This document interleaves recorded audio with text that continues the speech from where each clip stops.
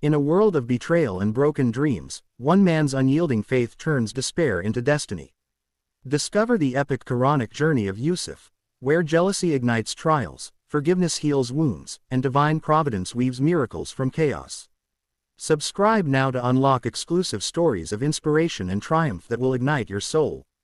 In the ancient lands of Canaan, where the sun baked the earth into golden hues and the stars whispered secrets to the faithful, there lived a man named Jacob, known in some tongues as Jacob. He was a prophet blessed with 12 sons, each a thread in the tapestry of his lineage. Among them shone Yusuf, the 11th son, whose beauty rivaled the moon's glow and whose dreams foretold destinies yet unseen. Yusuf was favored by his father, a love born not of partiality but of the divine light that seemed to emanate from the boy's very soul. Jacob clothed him in a coat of many colors, a garment woven with threads of every shade, symbolizing the dreams that danced in Yusuf's mind during the quiet hours of night. From his earliest days, Yusuf was different. While his brothers toiled under the relentless sun, herding sheep across dusty plains, Yusuf often sat in contemplation, his eyes fixed on the horizon as if communing with the heavens. One night, as the family gathered around a flickering fire, Yusuf shared a dream that would ignite the flames of envy. "I saw the sun, the moon, and 11 stars bowing down to me," he recounted, his voice filled with wonder. Jacob's eyes widened with recognition, for he knew the signs of prophecy, but he cautioned his son to keep such visions private, lest they stir jealousy among his siblings. The brothers, however, overheard and seethed with resentment. Reuben, the eldest, clenched his fists. Simeon and Levi whispered plots in the shadows.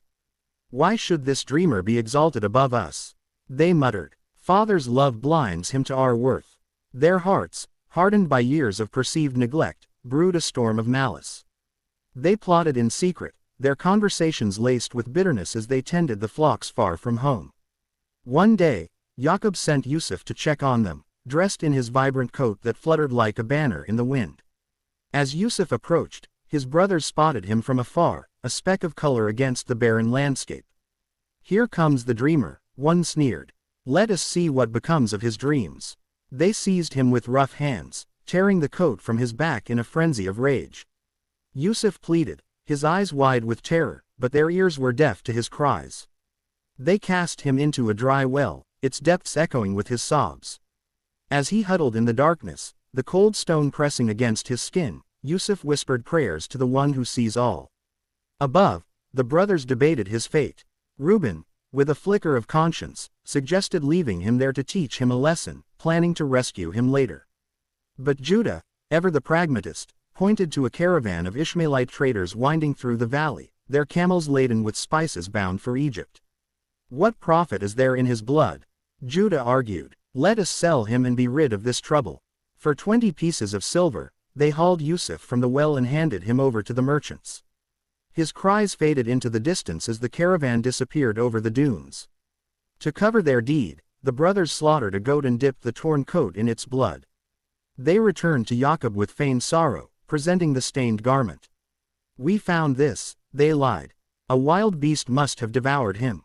Jacob's wail shattered the night, a father's heart rent asunder. He tore his clothes and donned sackcloth, refusing consolation.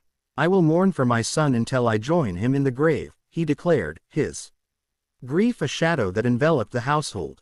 Meanwhile, in the bustling markets of Egypt, Yusuf was sold to Potiphar, an officer in Pharaoh's guard. The land of the Nile was a world apart from the nomadic tents of Canaan. Towering pyramids pierced the sky, the river teemed with life, and the air hummed with the chatter of merchants and slaves. Potiphar's household was grand, with marble floors and gardens blooming with lotus flowers. Yusuf, though a slave, carried himself with dignity, his faith unyielding. He worked diligently, his hands skilled and his mind sharp. All his blessing followed him, prospering everything he touched.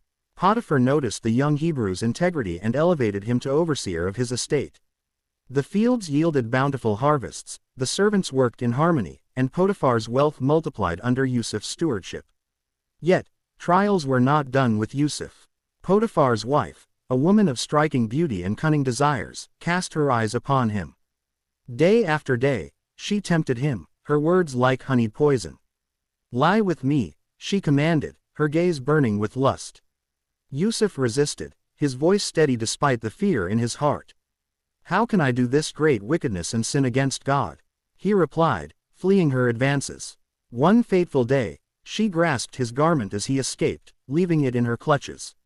Enraged by rejection, she screamed for the guards, accusing Yusuf of assault. Potiphar, torn between loyalty to his wife and trust in his servant, had no choice but to imprison him. The iron gates of the dungeon clanged shut, enclosing Yusuf in a world of despair where the air reeked of dampness and forgotten dreams.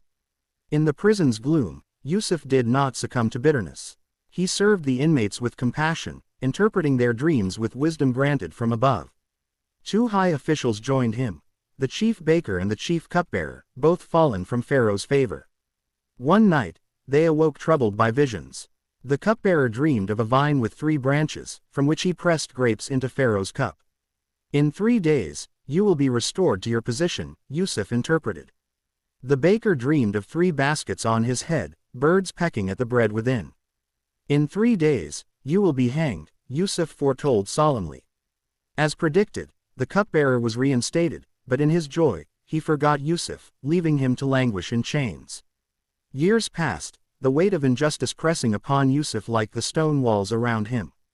Then, Pharaoh himself was plagued by dreams, 7 fat cows devoured by 7 lean ones, and 7 plump ears of corn consumed by 7 withered. His magicians and wise men faltered, offering no insight. The cupbearer, memory stirred, mentioned the Hebrew prisoner who had unraveled his own dream. Summoned before the throne, Yusuf stood humbly, his prison garb a stark contrast to the opulent court. It is not I who interpret, but God, he said.